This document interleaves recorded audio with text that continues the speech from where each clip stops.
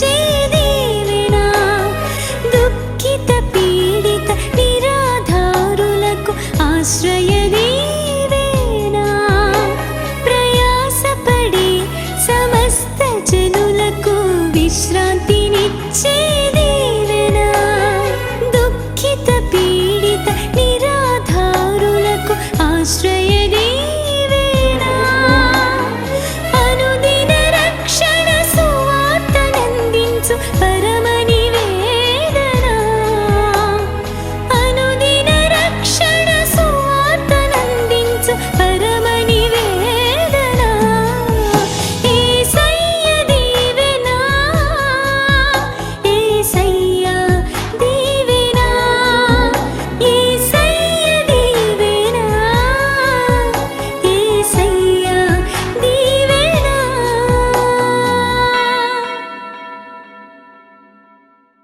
దేవునికి స్తోత్రం. హల్లెలూయా. అపొస్తలుల కార్యములు 1:3 ఆయన శ్రమ పడిన తరువాత 40 దినముల వరకు 40 దినముల వరకు వారికి అగపడుచు దేవుని రాజ్య విషయములను బోధించుచు అనేక ప్రమాణములను చూపి వారికి తన్ను తాను సజీవునిగా కనపరుచుకొనెను. దేవునికి స్తోత్రం కలుగాక. యేసయ్య చనిపోయిన తర్వాత మన సమాధిలో లేడు. ఆయన సమాధిలో నుంచి లేచి అనేక మందికి తను తాను ప్రత్యక్షపరుచుకున్నట్లుగా దేవుని వాక్యంలో మనం చూస్తూ ఉన్నాం. ఊరికే దేవుడు, చాలామంది అంటారు, మరి అధికారులు ఏం చెప్పారు, యేసుప్రభు శిష్యులు వచ్చారు ఆయన శవాన్ని ఎత్తుకెళ్ళిపోరు అని చెప్పమని లేనిపోని మరి డబ్బులు ఇచ్చి మరి చెప్పాలని మరి వాళ్ళు ప్రోత్సహించారు, ప్రేరేపించారు. అలాగే చెప్పుకుంటూ యేసుప్రభు శిష్యులు ఎత్తుకెళ్ళిపోతారేమో అని ప్రజలు నమ్మడానికి మరి అసఖ్యమని, అది తప్పని చెప్పడానికి యేసయ్య సజీవుడిగా మరలా 40 దివారాత్రులు తన్ను తాను అనేకులకు ప్రత్యక్షపరుచుకుని నేను సజీవుడను, జీవించుచున్నవాడను, నేను మీ మధ్య ఉన్నానని చెప్పడానికి యేసయ్యే తను తాను సాక్షిగా మరి తెలియపరిచినట్లుగా దేవుని వాక్యంలో మనం చూస్తున్నాం. అనేకసార్లు ప్రతి సంవత్సరానికి ఒకసారి ఈ మాటలు మనం జ్ఞాపకం చేసుకుంటూ ప్రభు నామాన్ని కనపరుస్తూ ఉంటాం. కనుక మరొకసారి అది చెప్పిన మాట ఏంటంటే 40 దినాలు 11 సార్లు తను తాను ప్రత్యక్షపరుచుకున్నట్లుగా దేవుని వాక్యంలో మనం చూస్తున్నాం. దేవునికి స్తోత్రం. హల్లెలూయా. మొదటి ప్రత్యక్షత ఎవరికి అంటే మగ్దలేనే మరియకు ఆయన తను తాను ప్రత్యక్షపరుచుకున్నట్లుగా దేవుని యొక్క లేఖనంలో మనం చూస్తున్నాం. యోహాను సువార్త 20వ అధ్యాయం 11వ వచనం చదివితే, అయితే మరియా సమాధి వద్ద నిలిచి ఏడుస్తుందంట. ఆమె ఏడ్చుచు సమాధిలో వంగి చూడగా తెల్లని వస్త్రములు ధరించిన 2 దేవదూతలు యేసు దేహము ఉంచబడిన స్థలములో తలవైపున ఒకడును కాళ్ళ వైపున ఒకడును కూర్చుండుట కనబడను అని చూస్తున్నాం. దేవునికి స్తోత్రం. చాలా మంది స్త్రీలు సుగంధ ద్రవ్యాలు పట్టుకొని యేసు సజీవుడిగా లేస్తాడు, ఆ యొక్క సుగంధ ద్రవ్యాలు ఆయన పోస్తాం అనేటువంటి ఒక నిరీక్షణతో వెళ్ళి రాత్రంతా పడుగాపులు పడి కూర్చుని ఎదురు చూస్తూ ఉన్నారు. ఆయన తాను లేస్తానని చెప్పాడు కనుక ఏ విధంగా చెప్పాడు అదేవిధంగా ప్రభువైన యేసుక్రీస్తు వారు సమాధిలో నుండి మృత్యుంజయుడై తిరిగి లేచిపోయాడు. ఎవరు కనపడలేదు. మగ్దలేని మరియా, కొందరు స్త్రీలు, చాలామంది మరి సుగంధ ద్రవ్యాలు పట్టుకుని ఆయన్ని ఎంతో ఆరాధించాలని కనిపెడుతున్న వాళ్ళందరికీ మిస్ అయిపోయాడు. ఇక్కడ ఆయన లేకపోవటం మరియమ్మ వెళ్ళింది. ఆమె వెళ్ళి ఏం చేస్తుందంట, సమాధి దగ్గర తొంగి చూస్తే ఆయన కాళ్ళ వైపు ఒకళ్ళు, తల వైపు ఒకళ్ళు దేవదూతలు ఇద్దరు అక్కడ అందులో కనపడినట్లుగా దేవుని వాక్యంలో మనం చూస్తున్నాం. తర్వాత జరిగిన సంఘటన ఏంటంటే వారు అమ్మా ఎందుకు ఎందుకు ఏడ్చుచున్నావని ఆమెను అడుగగా ఆమె నా ప్రభువుని ఎవరో ఎత్తుకెళ్ళిపోయారు, ఆయన ఎక్కడి ఉంచిరో నాకు తెలియదని చెప్పాను. ఆయన మాట చెప్పి వెనుక తట్టు తిరిగిందంట. యేసు నిలిచి ఉండుట చూచెను గాని యేసు అని గుర్తుపట్టలేదంట. చాలా మంది అలాగే అనుకుంటాం, ఎవరో గుర్తుపట్టకుండా ఏమేమో మాట్లాడేస్తుంటాం కొన్నిసార్లు. యేసయ్య వారితోనే ఉన్నాడు, అక్కడ వెనక తట్టు చూస్తున్నాడంట. కలవరంలో ఉంది మరియమ్మ అని. ఆయన చూస్తున్నప్పుడు వెనక తట్టు తిరిగి ఏమంటుంది ఆమె? యేసు నిలిచి ఉండుట చూచెను కానీ ఆయన యేసు అని గుర్తుపట్టలేదంట. గుర్తుపట్టలేని పరిస్థితుల్లో ఆమె అంతా కూడా దుఃఖమే కానీ వెనకాల ఎవరున్నారో తెలియనటువంటి పరిస్థితుల్లో ఆందోళన పడుతూ ఉంది. నిజమే, దేవుడు మన ఆందోళనను తొలగించడానికి మనకి వెనక తట్టు నిలిచి ముందుకు నడిపిస్తాడు. దేవునికి స్తోత్రం కలుగాక. అందరు గట్టిగా దేవుని స్తోత్రం చెల్లిద్దాం. ఆయన మన తట్టేవాడు, మన ముట్టేవాడు, మనతో ఉండేవాడు.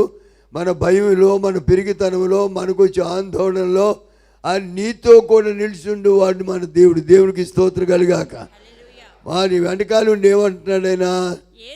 యేసు ఎందుకు ఏడ్చున్నావు?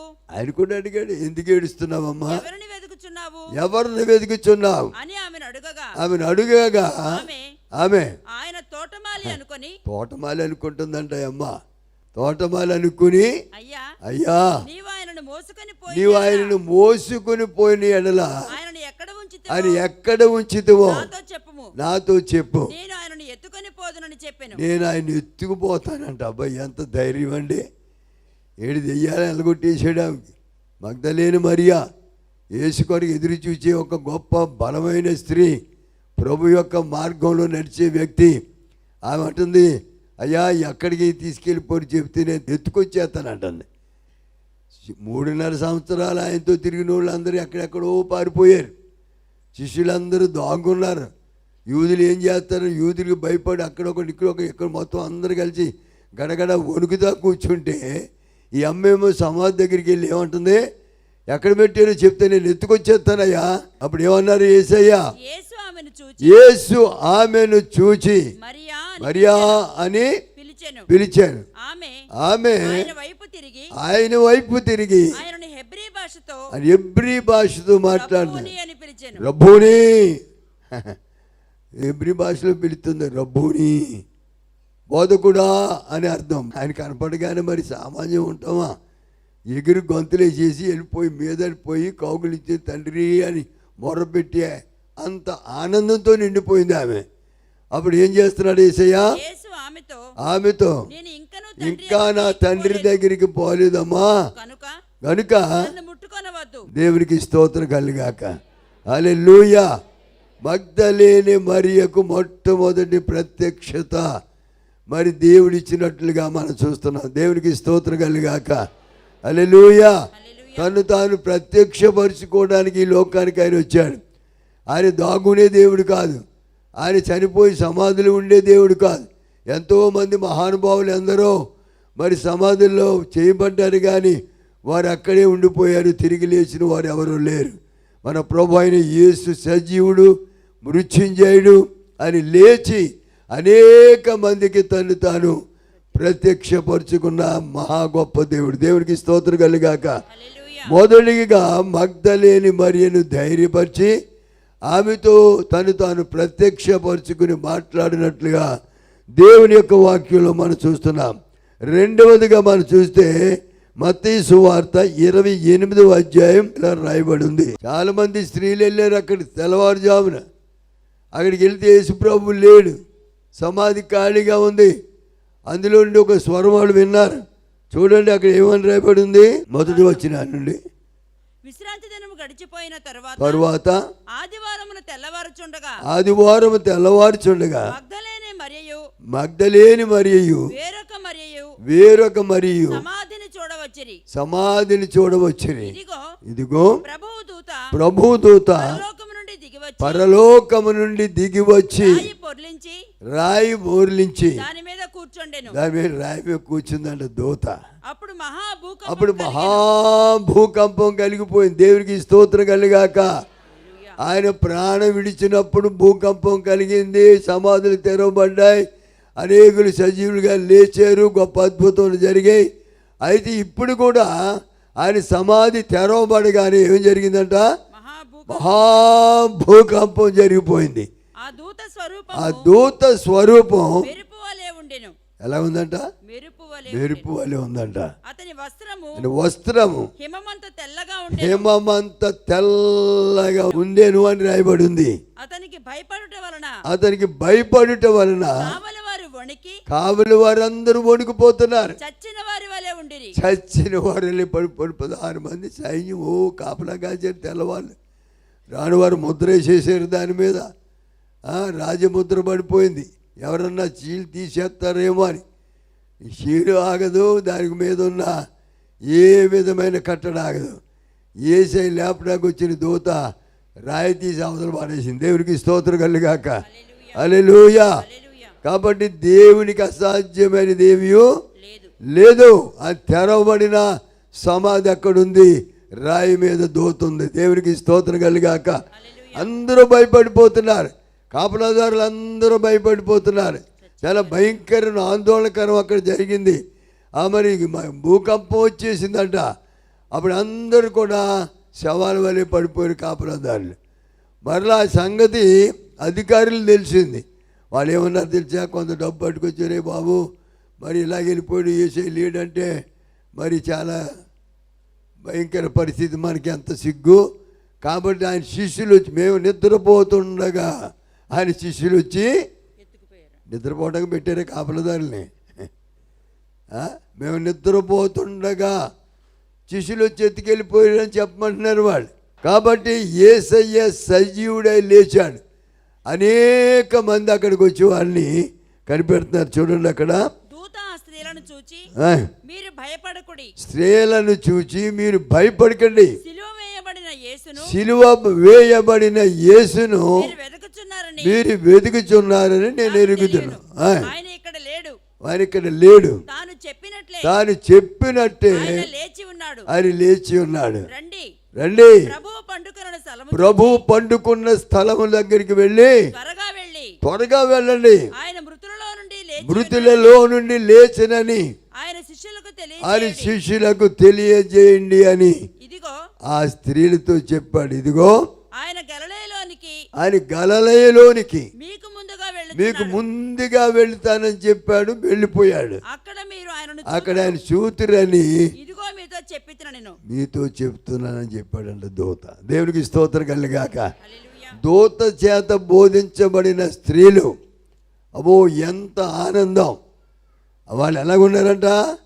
మా భయముతోనూ మా భయం.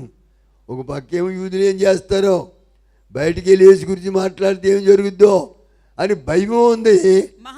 మహానందం పొంగిపోతుంది. దేవునికి స్తోత్రం కలుగాక. హల్లెలూయా.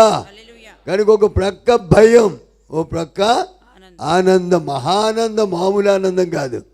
యేసయ్య లేచి వాళ్ళు కనపడి దూత ద్వారా బోధించబడిన తరువాత వాళ్ళ ఆనందం పట్టజాలనంతగా ఏం చేశారు? వాళ్ళు సమాధి యొద్ద నుండి త్వరగా వెళ్ళి ఆయన శిష్యులకు ఆ వర్తమానము తెలుప పరిగెత్తారండి. దేవుని స్తోత్రం కలుగాక. ఏం చేశారమ్మా? ప్రభు లేచేడని ఆనందంతో భయముతో పరుగుల్లో వచ్చేసారంట దేవుని సువార్త ప్రకటించడానికి. దేవునికి స్తోత్రం కలుగాక. దేవుని యొద్దకు పరిగెత్తుకొచ్చేవాళ్ళు కావాలి. దేవుని సువార్త ప్రకటించేవాళ్ళు, పరుగులెత్తేవాళ్ళు కావాలి. Run for Jesus. దేవుని కొరకు పరిగెత్తేవారు, దేవుని కొరకు నడిచేవారే కాదు, పరుగులెత్తి వారి దేవుని యొక్క సన్నిధిని వారికి తెలియజేసే వరకు పరిగెడుతున్నారు. అని పరిగెడుతుంటే యేసయ్య ఊరుకున్నాడా? ప్రయాసపడనివ్వడండి. అని ఎంత ప్రయాస పడుతుంటే అంత ముందుగా వచ్చి నీ ప్రయాసం తీసేస్తాడు. దేవుని స్తోత్రం కలుగాక. ప్రయాసపడి భారం మోస్తున్న సమస్తమైన వారులారా నా యొద్దకు రండి, నేను మీకు విశ్రాంతిని ఇస్తాను. మీకు నెమ్మదినిస్తాను, మీకు శాంతి సమాధానం ఇస్తానని చెప్పి ఆయన ముందుగా పరుగులెత్తుచున్న వారికి ఎదురుగా వెళ్ళాడంటే యేసయ్య. దేవునికి స్తోత్రం కలిగాక. నువ్వు దేని కొరకు పరిగెడుతున్నావు? లోకాశల కొరక, పాపం కొరక, అవినీతి కొరక, అక్రమాల కార్యాల కొరక, దేనికి పరిగెడుతున్నాను? ప్రభు చెబుతున్నది, యేసు కొరకు పరిగెత్తే స్త్రీలు యేసు కొరకు పరుగులెడుతున్నారు. యేసుని గురించి సువార్త లేచాడనే వార్త చెప్పడానికి పరుగులెత్తుకుంటూ వెళ్ళారని రాయబడింది. దేవుని స్తోత్రం కలిగాక. మనం ఎలాగ వెళ్తున్నాం? ఆదివారం ఆరాధన అంటే 6 గంటలకు ఆరాధన అంటే కనీసం 6:30కైనా వచ్చేద్దాం అనుకుంటారు. ఒక 5 నిమిషాలు ముందు అంటే రారు. కాబట్టి మనం ఎంత పరుగెడుతున్నాం, ప్రభు కోరిక ఎంతగా ఆసక్తి కలిగి పరుగులెడుతున్నాం ఒకసారి ఆలోచించండి. స్త్రీలండి పరిగెత్తిన వారు అందరూ కూడా ఒక పక్క భయం అంట, ఒక పక్క మహానందంతో పరుగులెత్తుకొచ్చే స్త్రీలు మరి పరిగెడుతుంటే యేసయ్య వారికి ఎదురుగా వచ్చాడంట. దేవుని స్తోత్రం కలిగాక. హల్లెలూయా. ఆయన ఎదురుగా వచ్చి పరిగెత్తే వాడితో మాట్లాడుతున్నాడు. ఏమన్నాడైనా? యేసు వారిని ఎదుర్కొని మీకు శుభమని చెప్పాను. వారు ఆయన యొద్దకు వచ్చి వారి పాదాలు పట్టుకొని ఆయన మ్రొక్కగా, యేసు భయపడకండి, మీరు వెళ్ళి సహోదరులతో చెప్పండి, గలిలయకు వెళ్ళవలెననియు వారక్కడ నన్ను చూతురనియు ఒకసారి వెళ్ళి చెప్పండి అన్నాడు. దేవునికి స్తోత్రం కలిగాక. ఆయనే చెప్పాడు వెళ్ళమని. గలిలయకి వెళ్ళండి, అక్కడ నా సహోదరులందరినీ కలుసుకుంటానని చెప్పండి అని చెప్పి ఆయన ముఖాముఖిగా మరి కొందరు స్త్రీలకు తాను ప్రత్యక్షపరుచుకొని వారితో మాట్లాడాడు. దేవునికి స్తోత్రం కలిగాక. హల్లెలూయా. నీతో కూడా మాట్లాడతాడు. నువ్వు ఆయన కొరకు పరిగెడితే, ఆయన కొరకు పని చేస్తే, ఆయన కొరకు నిలబడితే, ఆయన కొరకు సాక్ష్యం ఇస్తే ఆయన నిన్ను కూడా ఆయన పిలిచి మాట్లాడి నిన్ను ధైర్యపరిచే గొప్ప దేవుడు. దేవునికి స్తోత్రం కలిగాక. హల్లెలూయా. పరుగులెత్తే వారిగా దేవుని సన్నిధికి రావాల్సినదిగా దేవుని వాక్యం చదివిస్తుంది. పరిగెత్తే వారి యొక్క ప్రయాస వ్యర్థం పోదు. దేవునికి స్తోత్ర. ప్రత్యక్షత కలుగుద్ది. దేవుని యొక్క సన్నిధిని చూడగలుగుతావు. దేవుని కొరకు ఆసక్తి కలిగి పరిగెడితే దేవుని మనం చూస్తాం. ఒక ఆయన పరిగెత్తాడు, జక్కయ్య. ఆయన సుంకపు గుత్తదారుడు, అంటే పన్నులు వసూలు చేసేవాడు. ఆయన యేసుని చూడాలని ఆశ కలిగిందంట. యేసుని చూడాలని ఆశ కలిగి ఆయన అందరితో వెళ్తే పొట్టోడు, యేసయ్య ఎక్కడున్నాడు కనపడ్డాడు. అందులోకి 12 మంది శిష్యులు ఒకలాగానే ఉంటారు. వీళ్ళందరూ చూడడానికి ఆయన కొంచెం కష్టం. యేసయ్య కూడా వాళ్ళతో సమానంగానే ఉండేవాడు. అయితే పరిగెత్తుకుని వెళ్ళాడు, ఎవరి ముఖాన్ని కనపడలేదు.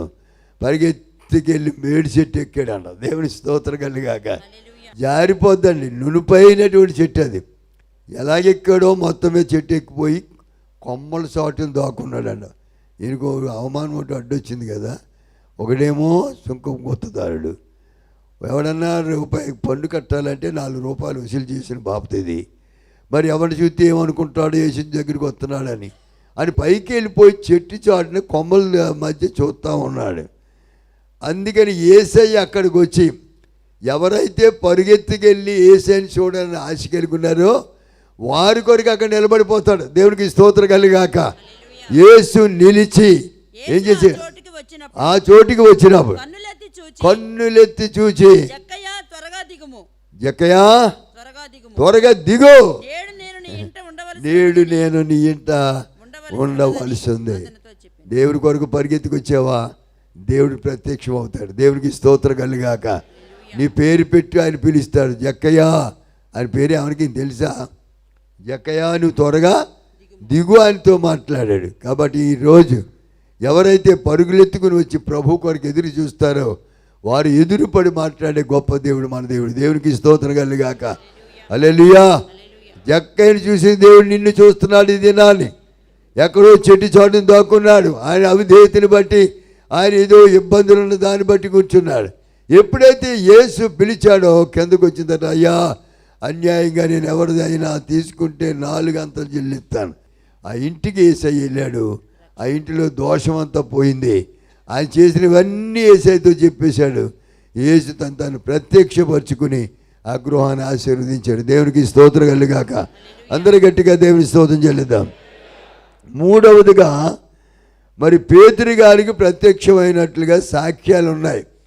మరి ఆయన చూసినట్టు మాట్లాడినట్టు కనపడలేదు. కానీ ఈ యొక్క వాక్య భాగంలో మనం చూస్తున్నప్పుడు లూకాసు వార్త 24:34లో ఒక మాట ఉంది. అయితే చూడండి, ప్రభు నిజముగా లేచి సీమోనుకు కనపడినని చెప్పుకుంటున్నారు. కనపడ్డాడంట. కానీ వీళ్ళిద్దరు మరి రహస్యంగా ఎక్కడ కలుసుకున్నాడు అర్థం కాదు. కలుసుకొనినని చెప్పుకొనుచుండిరి. వారిది విని చూడండి, ఎప్పుడైతే అలాగే యేసయ్యకు తను తాను ప్రత్యక్షపరుచుకున్నాడనే విషయం తెలిసిందో, మరి 4వ ప్రత్యక్షత ఇద్దరు శిష్యులు లూకా 24:13 నుండి చదివితే వాళ్ళ గురించి రాయబడి ఉంది అక్కడ. ఇదిగో ఆ దినమందే వారిలో ఇద్దరు యెరూషలేమునకు ఆమెను దూరమునున్న ఎమ్మాయి అని పట్టడానికి బయలుదేరారంట. వాళ్ళు జరిగిన సంగతులన్నీ చెప్పుకుంటున్నారు. యేసు ప్రభుని సిలువేసేసారు. ఏ పాపం లేనోడు, ఆయన అన్యాయంగా చిలువుగా అప్పగించేశారు యూదులు. ఆయన సిలువేసేశారు.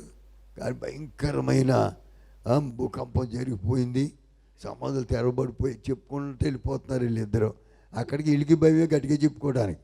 ఎందుకంటే యూదులు వింటారేమో, ఎవరు ఏం చేస్తారో భయం. అమ్మాయిని మార్గాన్ని వెళ్ళిపోతుంటూ పోతూ చెప్పుకుంటూ వెళ్తున్నారు.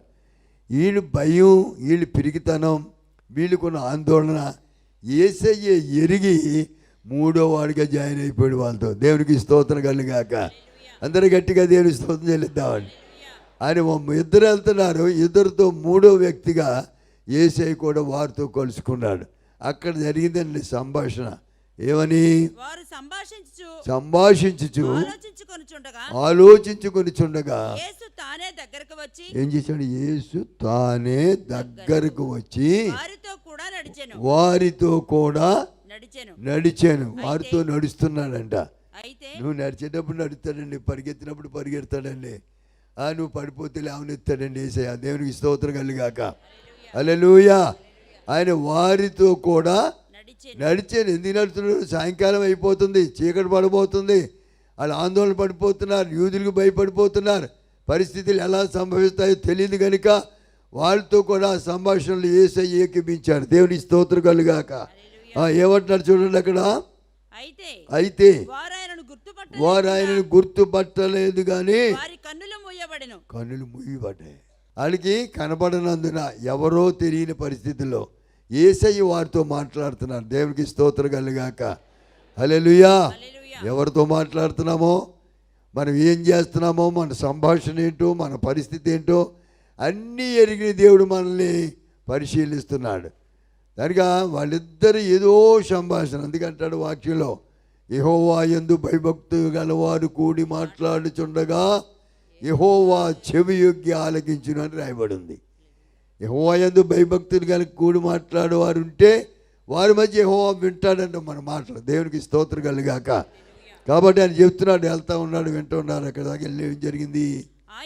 ఆయన మీరు నడుచుచు ఒకరితో ఒకరు చెప్పుకొనుచున్నా ఈ మాటలు ఏమని అడుగగా ఆయన అడుగుతున్నాడు, అయ్యా ఏంటి మీ ఇద్దరు ఏదో సంభాషించుకుంటూ వెళ్తున్నారు, ఒకరితో ఒకరు చెప్పుకుంటున్నారు ఏంటయ్యా అని అడిగాడు. ఏమి ఎరగనట్టు. అన్నీ ఎరిగినవాడు, వాడు హృదయ రహస్యాలు ఎరిగినవాడు, వాడు కథ అంతా తెలిసినవాడు. హల్లెలూయా. ఏమంటాడు చూడండి అక్కడ. వారు దుఃఖముఖులై నిలిచిరి. దుఃఖముఖులై కన్నీళ్ళు వచ్చేస్తుంది వాళ్ళకి. ఏం చెప్పమంటావయ్యా అని నజరేయుడైన యేసు ఏ పాపం లేని పట్టుకుని వాళ్ళు చిరువు వేసేసారయ్యా, దుండగులు నానా హింసలు పెట్టారయ్యా అని చెప్పడం ప్రారంభించారు. దేవుడికి స్తోత్రం కలుగాక. ఏమంటాడండి అక్కడ? వారిలో క్లెయోపా అనువాడు యెరూషలేములో బస చేయుచుండి ఈ దినములలో అక్కడ జరిగిన సంగతులు. అందులో సోదరుడు అన్నాడు, ఏమయ్యా ఇంత భయంకరంగా గందరగోళం జరిగింది, ఈ యొక్క పట్టణంలో ఇలా జరిగితే నీకే తెలియదా? నీవు ఒక్కడవే ఎరగవా? ఇదేం మనిషి బాబు నువ్వు అన్నట్టు ఏసైని మాట్లాడేస్తున్నాడు ఆయన. నువ్వు ఒక్కడవే ఎరగవా? అని ఆయన అడిగాడంట. ఆయన అవి ఏమని వారిని అడిగినప్పుడు వారు నజరేయుడైన యేసును గూర్చిన సంగతులే ఆయన దేవుని ఎదుటను ప్రజలందరి ఎదుటను క్రియలను వాక్యములోను శక్తి కలిగిన ప్రవక్త అండి ఆయన. ఇంత మహానుభావుని పట్టుకుని కలిసి సిలువేసేసారయ్యా. ఎన్ని జరుగుతాయని తెలీదా మీకు? వాక్యం ఎరగరా? ఏమింటున్నారు? వాక్యంలో సారాంశం ఏంటి తెలుసా మీకు అని వాళ్ళతో యేసయ్య గట్టిగా వాదించారు. ఆ విధంగా వెళ్ళిపోతున్నారు. చివరికి వెళ్ళిపోయారు, వాళ్ళ ఇంటి వరకు వెళ్ళిపోయారు. అప్పటి వరకు కూడా యేసుని గుర్తుపట్టలేదు వాళ్ళు. అప్పుడు చెప్తున్నారు అక్కడికి వెళ్ళిన తర్వాత దగ్గరికి వచ్చినప్పుడు ఇంకా కొంత దూరం వెళ్ళుచుండగా వారు అయ్యా పొద్దుపోయింది కదా, సాయంకాలం అయిపోయింది అయ్యా, మాతో ఉండమని ఆహ్వానించారు యేసయ్య. గనుక ఉండుటకు లోపలికి వెళ్ళి రమ్మని పిలిచి వస్తాడండి. హల్లెలూయా, హల్లెలూయా. యేసయ్యని ఆహ్వానించి వారు ఉంటే రావడానికి సిద్ధంగా ఉన్నాడు. చాలామంది ఆయన మనకెక్కడ ప్రత్యక్షం అవుతాడు, మనకెక్కడ వస్తాడు, ఎవరో మహాభక్తులు తప్ప మనకెక్కడ కనపడతాడని చేసినట్టు ప్రార్థన చేస్తారు. నువ్వు పరిపూర్ణ హృదయంతో దేవుని యొక్క సన్నిధిలో నువ్వు ప్రార్థిస్తే ఆయన నీతో కూడా వచ్చేవాడు. దేవుని స్తోత్రం కలుగాక. హల్లెలూయా. ఇంట్లోకి వెళ్ళాడు, రొట్టెని తీసుకున్నాడు, విరిచాడు. ఎప్పుడైతే రొట్టె విరిచాడో వాళ్ళ కళ్ళు తెరవబడిపోయి. అప్పుడు ఏమంటున్నారు వాళ్ళు? వారి కన్నులు తెరవబడి ఆయనను గుర్తుపట్టిరి. అంతటా ఆయన వారికి అదృశ్యుడాయను. అప్పుడు వారు ఆయన త్రోవలో మనతో మాటలాడుచు లేఖనములు మనకు బోధించుచున్నప్పుడు మన హృదయము మనలో మండుచుండలేదా? మండిందండి. హృదయం లేఖనాలు చదువుతుంటేనే హృదయం మండాలి. సరైన క్రైస్తవుడు దేవుని వాక్యం వినబడగానే గుండె గుబేలుమని మంటలు వేసిపోవాలి. దేవుని స్తోత్రం కలుగాక. హల్లెలూయా. నీ వాక్యం ధ్యానించుండగా నా గుండె నాలో మండుచున్నది అంటాడు భక్తుడు. గుండె మండాలని వాక్యం వింటుంటే మన హృదయాలు ఉప్పొంగాలి. దేవుని యొక్క శక్తిని మనం చూడాలి. కనుక అటువంటి శక్తివంతమైన మాటలు ఆయన పునరుద్ధానుడైన తర్వాత ఒక్కొక్కరి తాను ప్రత్యక్షపరచుకొని ఆయన మాట్లాడాడు. ఈ అమ్మాయిని మార్గాన్ని పోయే వారితో మాట్లాడింది, వారిని దర్శించింది, వారితో కూడా ఉండి మాట్లాడిన మహాదేవుడు తాను ప్రత్యక్షపరచుకున్నది. ఇది 4వ ప్రత్యక్షత. దేవుని స్తోత్రం కలుగాక. హల్లెలూయా. మా చిరునామా పాస్టర్ ఎం జ్యోతిరాజు, శాంతినగర్, ఏలూరు 534007, పశ్చిమ గోదావరి జిల్లా, Andhra Pradesh. Our address pastor M Jyothiraju, Shantinagar, Eluru 534007, west Godavari district, Andhra Pradesh. మా ఫోన్ నంబర్లు 8007773333 మరియు 800877774444.